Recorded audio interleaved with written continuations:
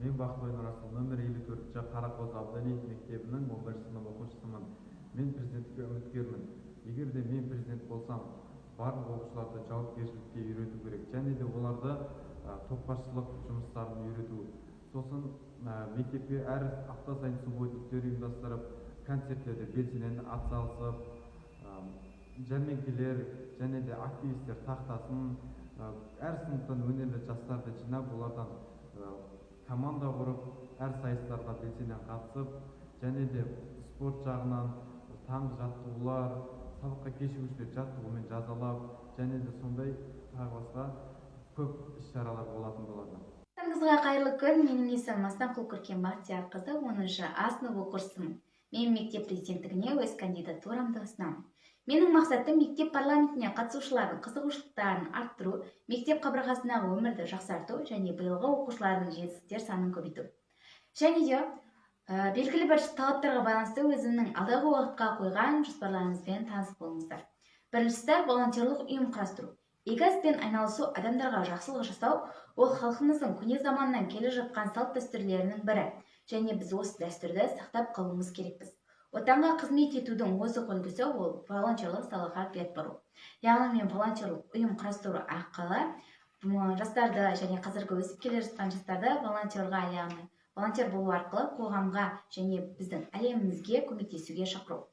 Мен екінші мақсатым ол дарынды балалар ұйымын құру.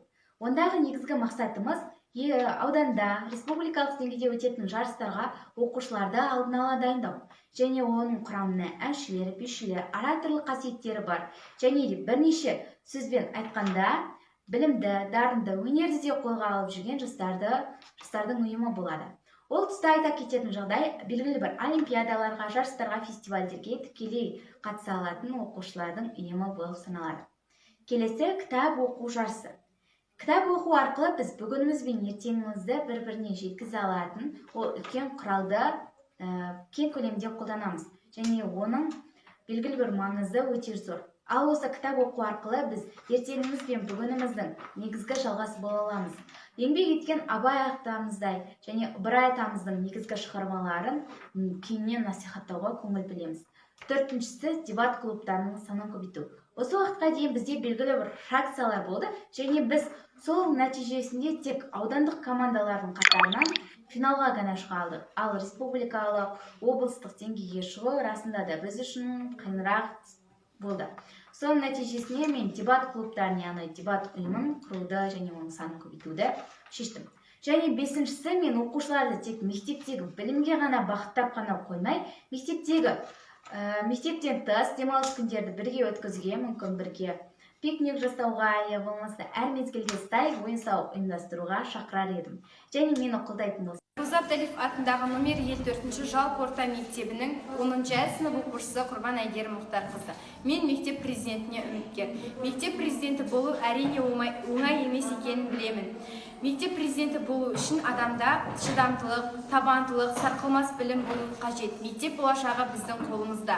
Менің жоспарым, мектебімізге адалдық дүкен орнатсақ деген ой бар. Мұнда оқушылар өздеріне керек заттарын алып, алынған тауардың ақшасын кассалық жәшікке қалдырады. Және де қосатыным үздіктер тақтасы.